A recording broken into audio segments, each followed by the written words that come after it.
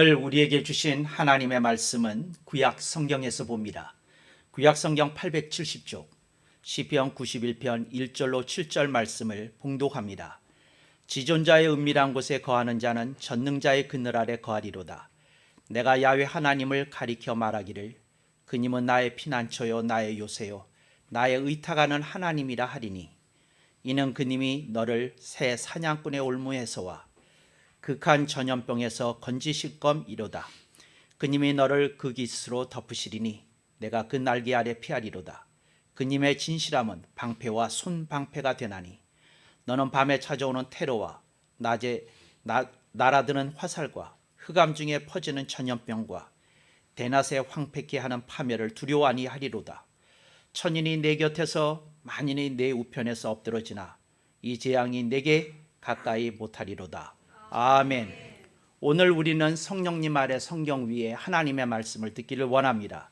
오늘 여러분들이 주목하실 설교 제목은 시편 91편 1절로 7절 읽기가 되겠습니다.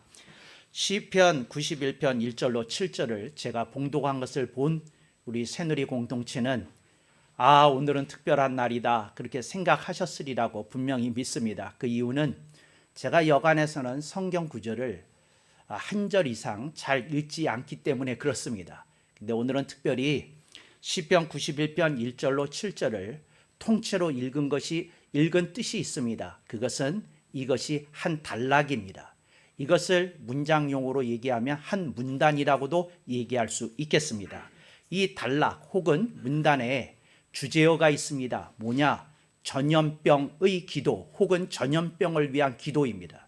그래서 그 옛날 이스라엘 사람들은 그 전염병이 돌거나 질병의 위협을 당하거나 어떤 어려움이 생겼을 때 시편 91편 1절로 7절을 회당에 모여서 읽으면서 하나님의 도우심과 가호를 구했던 것입니다. 그들은 이 말씀을 붙들었습니다. 이 말씀을 가지고 하나님께 호소하였다 하는 것을 여러분들이 기억하시기 바랍니다.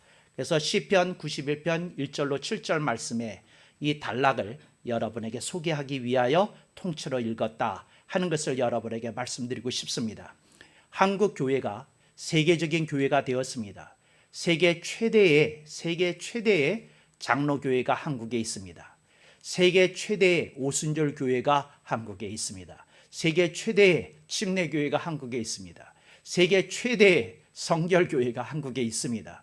그래서 한국 교회가 이렇게 전 세계적으로 그 놀라운 부흥과 또 발전에 대해서 세계 교회 내지는 세계 교회사가 주목하는 교회가 되었습니다. 그런데 한국 교회의 이런 양적인 성장과 확대 뒤에는 그늘이 져 있습니다. 어떤 그늘이 져 있느냐 하면 한국 교회가 국제적으로 부흥이 되었음에도 불구하고 거기에 걸맞는 국제적인 영향력을 아직 행사하지 못하고 있다는 겁니다. 근데 왜 그렇게 행사하지 못하고 있느냐 하면 세계적으로 어필할 수 있는 영어로 설교를 하고 영어로 이렇게 그 세계적인 주목을 받는 설교자가 한국에 없기 때문이다 하는 것을 여러분에게 말씀드리고 싶습니다. 저는 이와 반대로 싱가포르의 예를 들고 싶습니다. 싱가포르이 얼마나 작은 나라입니까? 작은 섬나라이죠. 그런데 이 나라에 그 세계적으로 주목하는 싱가포르에 3대 교회가 있습니다. 그 3대 교회가 어떤 교회인지 제가 구체적으로 이름을 밝히지는 않겠습니다. 여러분이 찾아보시면 금방 알 수 있습니다. 이 3대 교회에서 그 중에 특별히 2대 교회가 세계적인 설교자를 배출했습니다. 네, 그들이 그 미국이든지 영국이든지 유럽이든지 각지에 전파를 통해서 인터넷을 통해서 그 설교를 통한 영향력을 끼쳐왔던 것입니다. 그 중에 한 설교자는 부정부패에 연루되어서 싱가포르 당국의 수사를 받고 몰락하고 말았습니다. 제가 그분의 설교를 들으면서 참 공부하는 사람이다. 참 많은 노력을 하는 사람이다.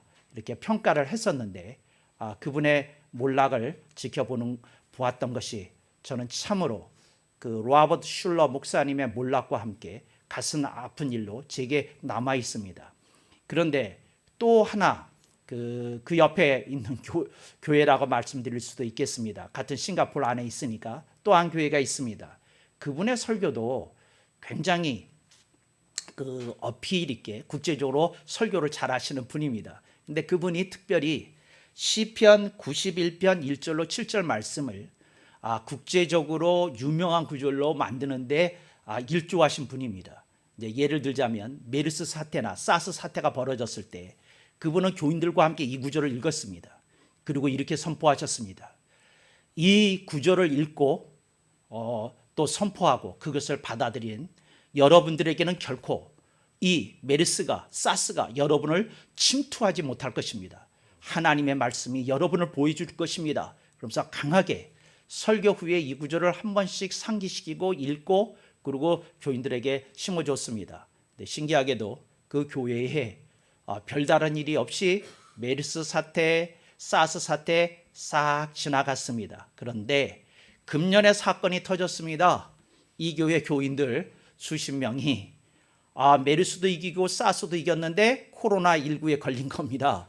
그래서 당국에서 이거 예배를 축소해야 되는 것 아니냐, 소개해야 되는 것 아니냐 이런 뉴스가 나왔습니다. 그래서 저는 그 뉴스를 보면서 이게 떠올려졌습니다. 시편 91편 1절로 7절 이걸 어떻게 읽어야 되는 건가 그런 생각이 들었습니다. 또 하나 한국의 많은 교회들 중에서 우리 여론을 선도하고 있는 교회들이 그 교계 신문에 이렇게 광고를 냈습니다.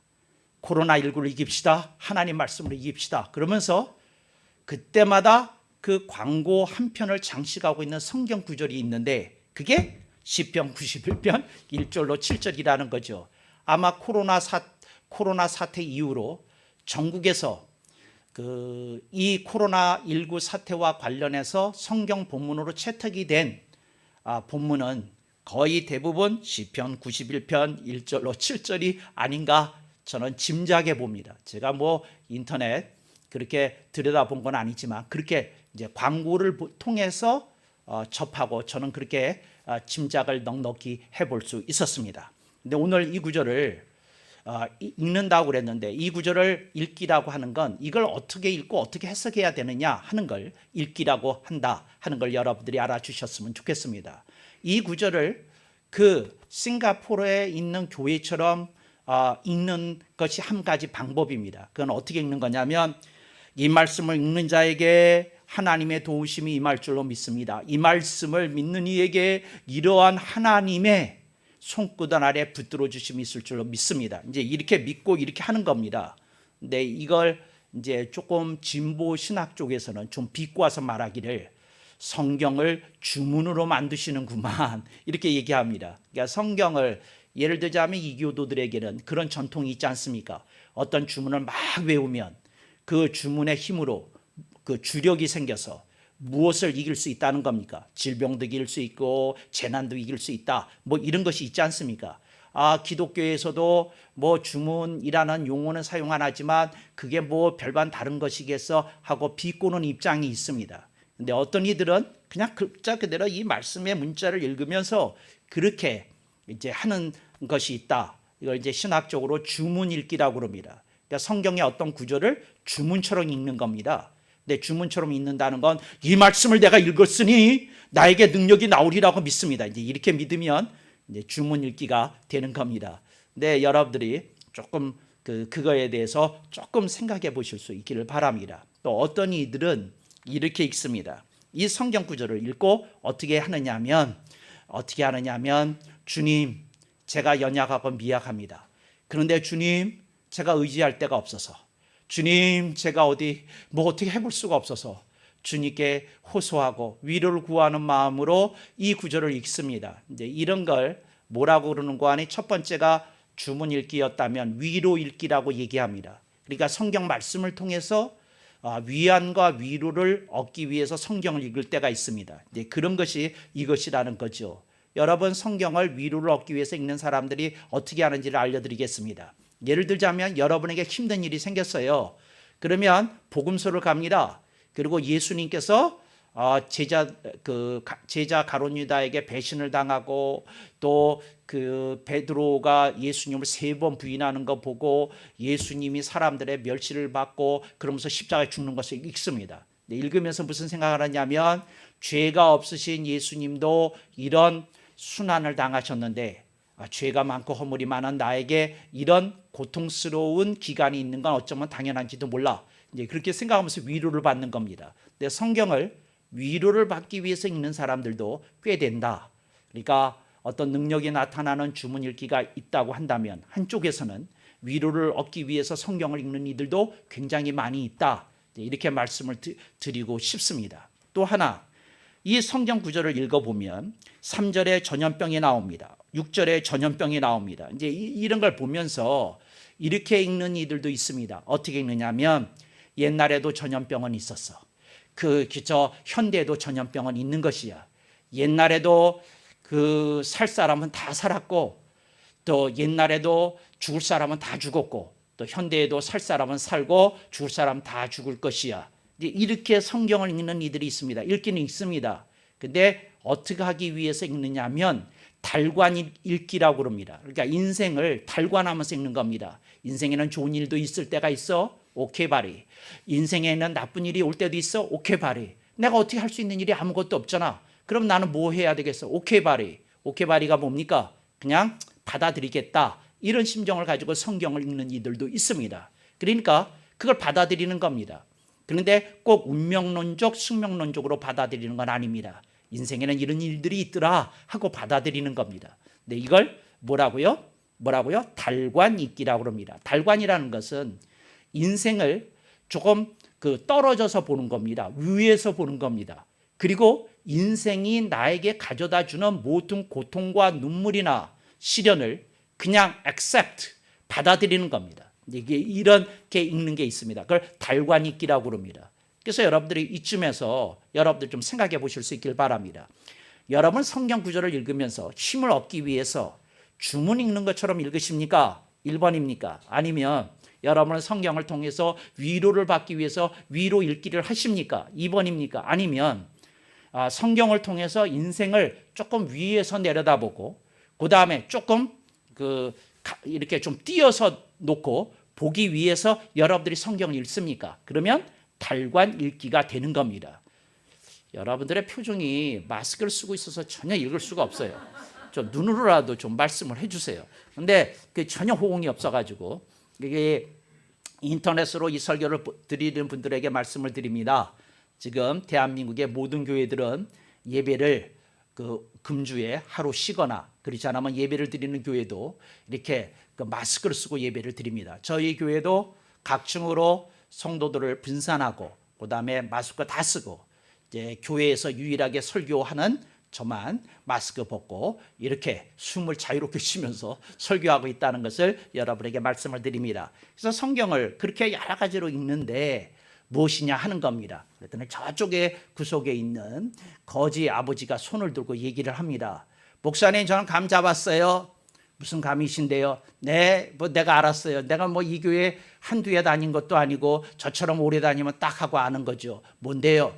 예, 목사님이 이 성경 읽는 방법은요 1번, 2번, 3번 아니에요. 난 그건 알아요. 4번이 뭔지는 난 몰라요. 그렇지만 하여튼 1번은 아니에요. 2번도 아니에요. 3번도 아니에요. 정답은 아직 나오지 않았어요. 그렇게 얘기합니다. 이게 여러분의 심정인 것이라고 저는 추측이 됩니다. 여러분들은 그래요. 그러면서 여러분들은 좀 찔립니다. 나는 1번처럼 읽을 때도 있는데 나는 2번처럼 읽을 때도 있는데 나는 3번처럼 읽을 때도 있는데 도대체 이게 정답이 아니라면 도대체 어떻게 읽는 것이야 하고 여러분들이 생각하시라고 추정을 해봅니다. 근데 여기서 잠깐 생각해 볼 일이 있습니다. 뭐가 생각해 볼 일이 있느냐면 저는 싱가포르 그 교회에 메르스 사태도 지나가고 사스 사태도 지나갔는데 그 교회에 왜 코로나19 사태 때에는 이 시편 91편의 위력이 나타나지 않았을까 하는 겁니다. 근데 저는 개인적으로 이런 면이 있을 것이라고 생각해 봅니다. 너희들이 성경을 읽을 때에 너희들이 주문 읽기만 하면 안 된다 하는 것을 일깨우시기 위한 성령님의 뜻이 있지 않는가 저는 감히 생각해 봅니다. 저는 제가 꼭 맞다고 우기지 않겠습니다. 그러나 저는 그런 면이 있지 않은가, 그렇게 개인적인 소견을 가져봅니다. 그러니까 여러분들은 충분히 다른 의견 가지실 수 있습니다. 그러나 저는 그렇게 생각합니다. 그러니까 오늘 우리들이 성경을 읽을 때 어떻게 해야 되는 것인가 하는 것을 여러분들이 생각해 보실 수 있기를 바랍니다. 그러니까 뭐냐면, 그런데 그러니까 여러분들이 짐작하셨어요? 1, 2, 3 아닙니다. 이제 4번이겠죠. 그래서 4번은 제가 성경을 읽는 방법입니다. 그런데 저는 이렇게 말씀드리고 싶습니다. 1번으로 읽으실 수 있습니다. 2번으로 읽으실 수 있습니다. 3번으로 읽으실 수 있습니다. 그런데 제가 성경을 읽을 때에는 1번, 2번, 3번으로 읽을 때도 있지만 저도 그렇게 읽을 때가 있습니다. 그렇지만 저는 그렇게 읽는 것보다 다른 차원에서 읽습니다. 근데 어떻게 읽느냐? 이제 4번이죠. 막 클라이막스로 막 올라가는 중인데 막 북소리가 들리십니까? 하고 막 올라옵니다. 예, 그러잖아요. 네, 뚱뚱한 소프라노가 마지막 아리아를 부를 때 그 장렬함, 뭐 이런 게 기대가 되십니까? 4번이 뭐냐면 이 성경뿐만 아니라 어떤 성경을 대하든지 간에 저는 그렇게 읽습니다. 어떻게 읽느냐? 주권 읽기라고 그러는 겁니다. 주권 읽기라고 하는 것은 뭐냐면 어떠한 성경 본문에서든지 하나님의 주권을 저는 찾고자 합니다. 하나님의 주권을 찾고자 합니다. 그러니까 하나님의 주권이라는 건 이런 것입니다. 하나님의 뜻이 중요하다는 겁니다. 내가 원하는 대로 사태가 풀어지는 것이 중요한 것이 아니라 내가 보는 대로 일의 결국이 드러나는 것이 아니라 내 뜻과는 상관없는 결과일지라도 하나님의 주권이 드러나기를 바라면서 저는 성경을 읽습니다. 이걸 주권 읽기라고 합니다. 좀 길게 이제 잡을 때에 하나님의 주권 읽기라고 합니다. 전 성경을 그렇게 읽습니다. 그러니까 뭐냐면 제 뜻이 있는데 그 뜻을 관철시키기 위해서 성경을 읽지 않는다는 겁니다. 이걸 꼭 기억하시기 바랍니다. 사람이 예를 들자면 돈 문제가 생겼어요. 그러면 어떠한 심정이 됩니까? 돈 문제가 해결되기를 바라는 게 너무도 자연스럽잖아요. 그렇잖아요. 당연히 그렇잖아요.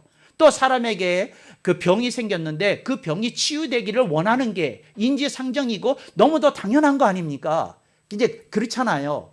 그런데 저는 일찌감치 설교자로 훈련을 받으면서 깨달았습니다.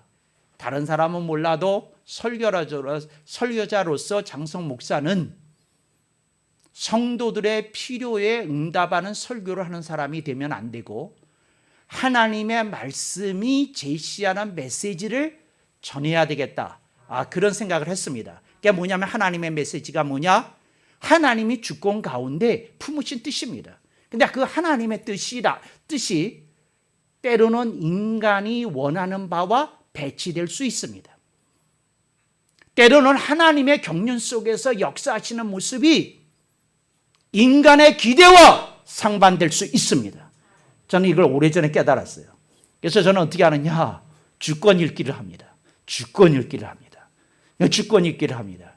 그러니까 뭐냐면 이 속에서 저는 하나님의 주권을 읽는 겁니다. 목사님, 그러면요.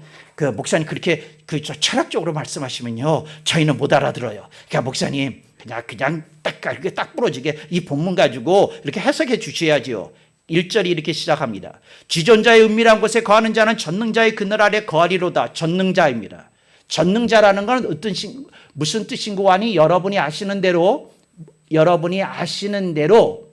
모든 것을 하실 수 있는 분이라는 뜻 외에 한 가지 뜻이 더 있습니다. 그게 뭐냐? 전능자는 자기 뜻대로 행하는 자라는 뜻입니다. 그러니까 뭐냐면 뭐든지 다 하시는데 그 뜻에만 머물면 안 됩니다. 전능자라는 말의 뜻은 그분이 모든 것을 하실 수 있으신 분일 뿐만 아니라 자기의 뜻을 관철시키는 분이라는 것을 알아야 됩니다. 그게 전능자의 뜻입니다. 주권 읽기가 1절에서부터 나옵니다. 하나님의 주권이 들어! 그렇게 합니다. 그래서 여러분들이 아셨어요. 에이, 나는 알았다. 거지 아들이 얘기합니다. 뭘 알았는데? 거지 아버지가 쪽지로 물어봅니다. 거지 아들이 너무도 급하니까 쪽지를 쓰지 못하고 아버지 귀에 대다고 얘기합니다. 그렇잖아. 목사님은 성도를 위로해야 될 때가 있는데 그럴 때는 경책하시고, 목사님은 성도를 기다려줘야 될 때가 있는데 엉덩이를 걷어차시고 그러잖아. 그러니까 그 목사님은 하나님의 주권에 미치신 분이야, 이제 이렇게 얘기했다는 거죠. 여러분, 그게 하나님의 주권일 깁니다. 그러니까 때로는 저의 모습이 여러분의 기대와 상반되었을 것입니다. 때로는 저의 모습이 여러분이 생각한 목사상과 다를 수 있었습니다. 근데 왜 그랬느냐? 중요한 건 주권 읽기라는 겁니다.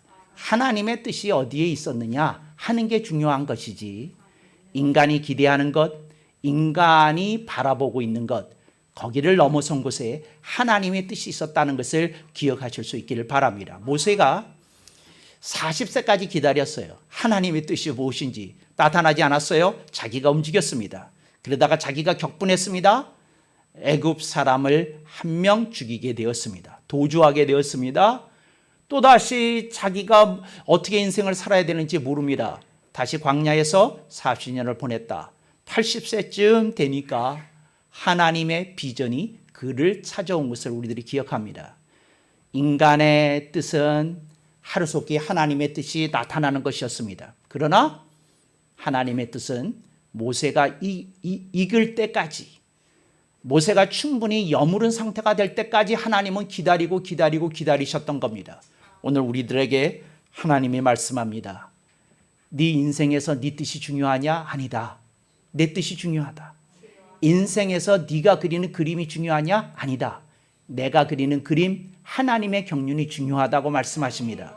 오늘 우리들이 인생 속에서 벌어지는 모든 일들을 보면서 그러한 하나님의 뜻 내지 하나님의 메시지를 읽으실 수 있기를 바랍니다. 오늘 여러 가지 일들이 우리 주변에 있습니다. 제가 어제 그 신학교 강의를 하느라고 토요일에 시내를 갔는데 저는 처음 봤어요. 1호선이 텅텅 비었어요. 1호선. 제가 앉아왔다니까. 앉아서 가고 앉아서 왔습니다. 널널해요. 그러니까 사람들이 또 옆에 딱 하고 앉았다 가요. 옆에 이제 조금 사람 앉아 있어요. 그런데 뭐냐면 빈자리가 되면 반드시 사람이 옮깁니다. 왜? 한 칸이라도 사람에게 떨어져 있으려고. 참 그러더라고요. 그러니까 사람들이 서로 조심하고 뭐하고 마스크 다 쓰고 있고 뭐하고 그렇습니다. 근데 저는 어제가 조금 비교적 더운 날이었잖아요. 그런데 이야, 청년들 대단해요. 후드를 뒤집어 썼어요. 후드를. 그러니까 머리에도 혹시 무슨 바이러스가 떨어질까 봐 후드를 뒤집어 썼어요. 난 또 이런 청년까지 봤어요. 후드를 뒤집어 쓰고 마스크를 썼는데 이게 좀 벌어질까 봐 이게 목줄을 맸어요. 이렇게 목줄을. 이게 뭐예요? 이야, 참 저는 이게 연출인지 아닌지는 모르는데 그 대구에 있는 분이 찍었어요. 대구의 길거리에 참 신기한 장면입니다 하고 하나 찍었어요. 근데 어떻게 했느냐면 이렇게 우산을 쓰고 다니시더라. 비가 안 오는데. 그런데 어떻게 하면 그 우산 끝에다가 비닐로 쭉 내리셨어요. 다리까지 쭉 내리셨어요. 우산 쓰고. 비닐로 볼리니 붙인 거예요. 테이프로. 그래 그걸 쓰고 다니시더라고요. 여성분인데. 근데 제가 연출인지 아닌지 몰라요. 요새 하도 연출하는 사람이 많아가지고 이야, 정말 대단하다. 또 어떤 분은 지하철에 앉으신 그 아줌마처럼 보이고 이쪽은 아가씨처럼 보였어요. 조금 젊은 분. 그런데 이쪽은 아주머니신데 어떻게 했느냐면 비닐로, 그러니까 이렇게 직사각형 비닐 있잖아요. 그걸 가지고 자기 몸 전체를 이렇게 앉은 다음에 이렇게 덮었어요. 이렇게 비닐로 덮었어요. 이야, 정말 대단하시다. 이제 이런 생각이 들어요. 근데 이게 무슨 말입니까? 자기를 방호해야겠다. 지키고 보호해야 되겠다는 의식을 가지고 그렇게 한 줄로 믿습니다. 그런데 오늘 본문에 있는 얘기는 다릅니다. 2절. 내가 야훼 하나님을 가리켜 말하기를 그님은 나의 피난처요 요새요 의탁하는 하나님이라. 이게 중요한 겁니다. 여러분, 오늘 우리들이 하나님께 의탁한다는 말은 무슨 말입니까? 아버지 알아서 해주세요. 그러나 내 인생의 주권이 나에게 있게 하지 말아주세요. 이게 의탁입니다. 여러분, 오늘 우리는 하나님께 맡겨드리는 인생이 되어야 될 줄로 믿습니다. 이 말은 마스크 쓰지 말란 말이 아니라 마스크를 써야 됩니다. 어떤 분이 이런 얘기를 했다고 그래요. 뭐냐면 마스크를 우리가 하나님을 믿는데 마스크를 왜 써야 되고 손 씻기를 왜 해야 됩니까? 하나님의 보호가 있어야 되는 것 아닙니까? 그랬더니 장성 목사라는 분이 대답을 하셨어요. 뭐냐면 하나님은 게으른 자를 극도로 싫어하십니다. 극도로 싫어하세요.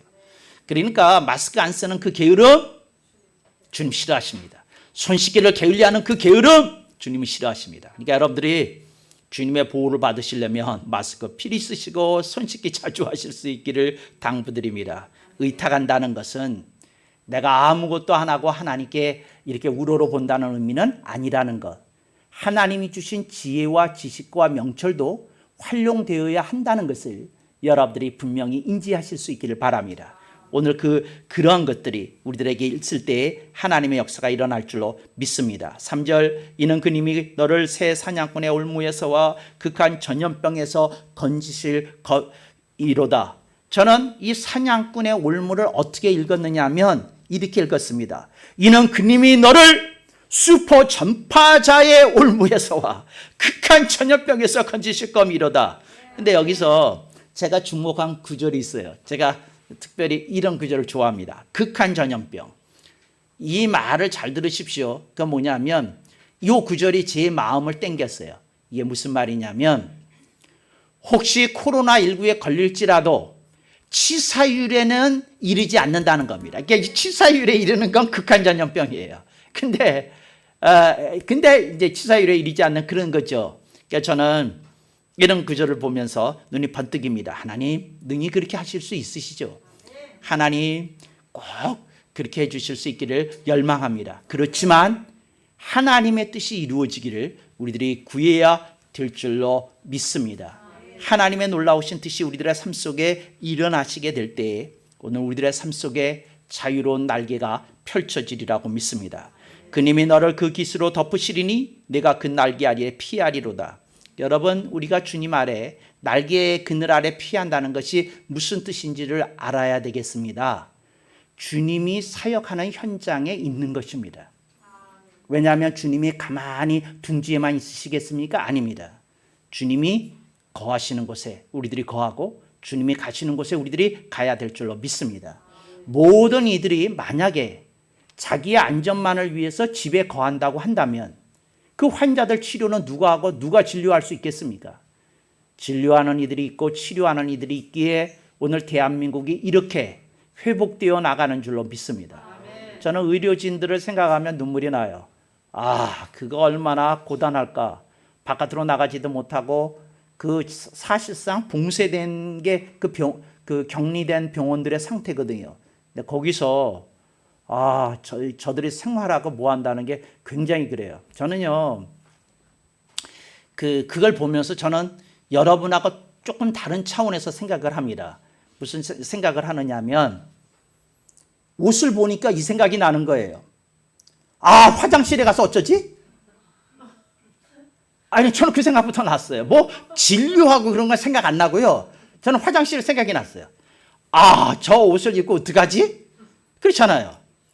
그러니까 그분들 제가 물어봤어요. 의사한테. 저분들 어떻게 하십니까? 그랬더니 의사들이 그 고민인데 화장실을 극도로 이렇게 자주 안 가기 위해서 저들이 힘든 게 뭐냐면 물 마시는 것도 줄인답니다.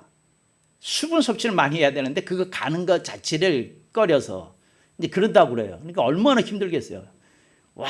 물도 자유롭게 마시지도 못하고 또 저 화장실 가면 어떻게 하여튼 여러분들 상상이 여러분 그런 상상 안 하죠. 여러분들은 워낙 거룩하시니까. 그러니까 저는 그런 생각을 해봤어요. 나라면 그냥 서너 시간 버티는 것도 너무 힘들겠다. 그런 생각을 해봤습니다.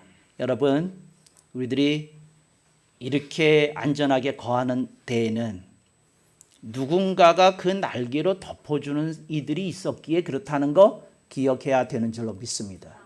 우리들의 기도 속에 의료진들을 향한 기도가 멈추지 말아야 할 줄로 믿습니다. 4절 그님이 너를 그 깃으로 덮으시리니 내가 그 날개 아래 피하리로다. 그님의 진실함은 방패와 손방패가 되나니 하고 얘기합니다. 여기서 저는 오늘 사태에 빗대어면 방패는 뭡니까? 방패는 뭐냐? 방패는 뭐냐? 방패가 뭐죠? 방패가 뭐냐? 여러분들이 마스크 착용하는 겁니다. 방패가 뭐냐? 손 자주 씻는 겁니다. 그게 방패입니다.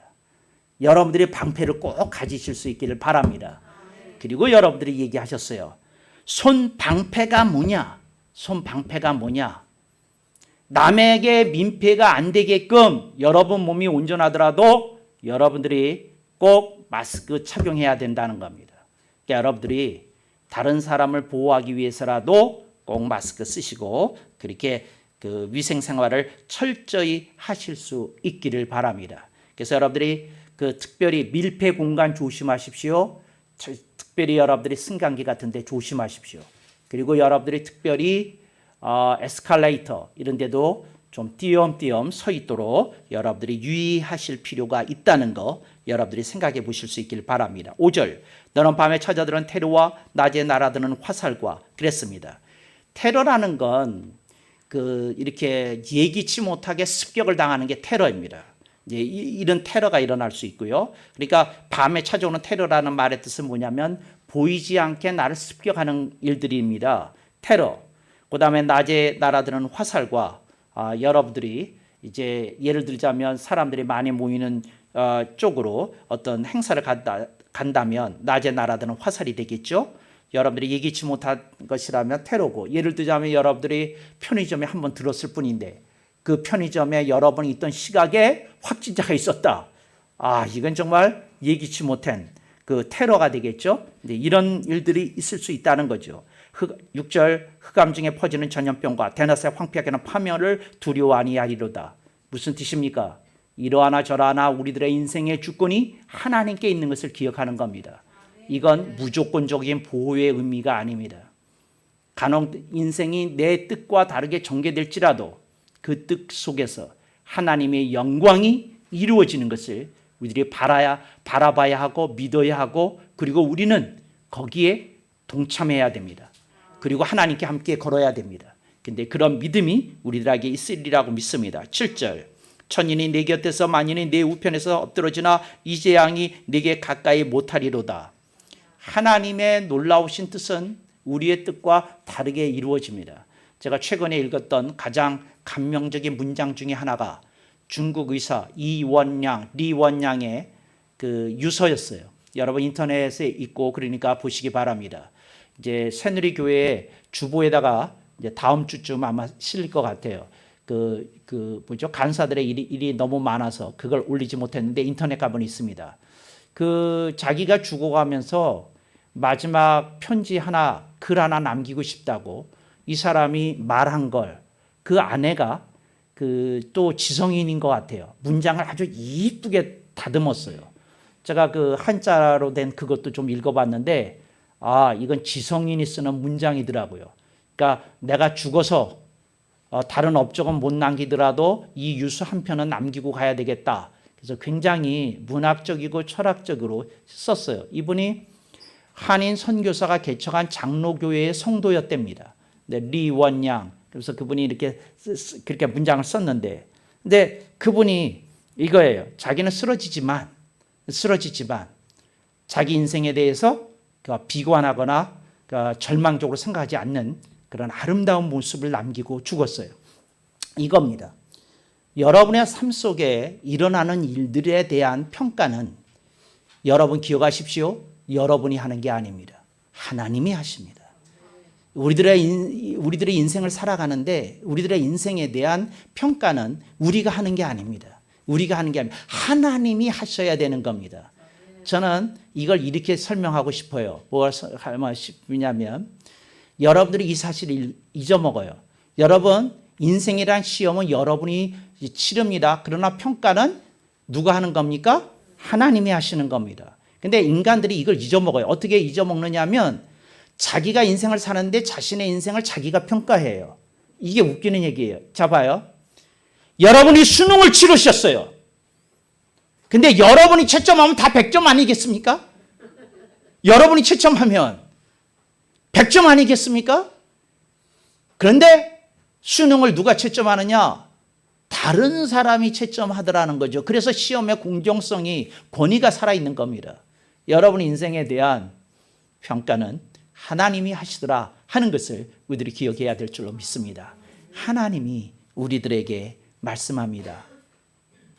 너의 인생은 내가 보는 것이다 하고 얘기합니다. 제가 이 장면에서 천인이 쓰러지고 만인이 엎드러지는 이 장면 속에서 저는 기억나는 인물이 하나 있습니다. 스데반 집사입니다. 저가 복음을 증거하다가 예루살렘 성문 앞에서 사람들의 돌을 맞아서 피를 흘리면서 처참하게 죽어갑니다.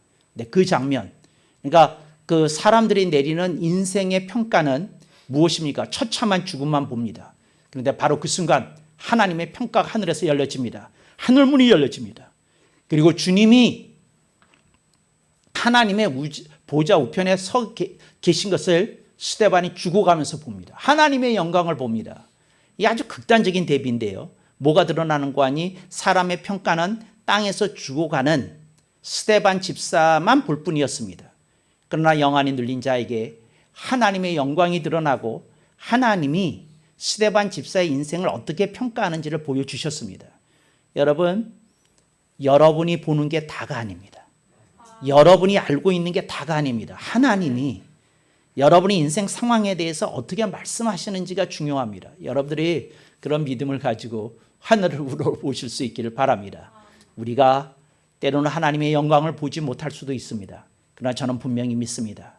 하늘을 우러르는 자에게 하나님이 말씀하시리라고 믿습니다. 그리고 그런 자에게 인생에 하나님이 때로는 능력으로, 때로는 위로로, 때로는 달관으로도 함께 하실 것입니다. 그러나 그런 하나님은 우리들에게 말씀합니다. 얘야, 내가 인생의 주인이냐? 네가 인생의 주인이 되면 안 된다. 네가 기억하라. 인생의 주인은 나, 야훼 하나님이니라. 나는 너의 주권자이니라고 말씀합니다.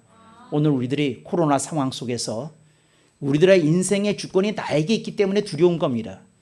우리들의 인생의 주권을 하나님께 겸손히 맡겨드리고 올려드리고, 아버지, 저의 존재 자체가, 저의 인생 자체가, 저의 가는 길 전체가 아버지의 것이니이다. 제가 이런 코로나19의 위협 앞에서 제가 새삼 깨닫습니다. 제가 무엇을 할 수 있겠나이까? 주여, 아버지의 뜻이 이 땅에서도 이루어지리다. 그 말씀을 제가 붙드나이다. 아버지, 주의 손끝 아래 거하는 자 되게 하시고, 하나님의 주권을 찬양하는 자 되게 하시고, 하나님의 뜻이 이루어지는 인생 되게 하옵소서. 그런 이들을 주님이 부르시고 찾으시고 축복하시는 오늘 주일이라고 믿습니다. 방송을 듣는 여러분에게도 그러한 주권 읽기가 여러분의 삶 속에 성경 읽기로 자리매김하시기를 축복합니다. 아멘 억만 번.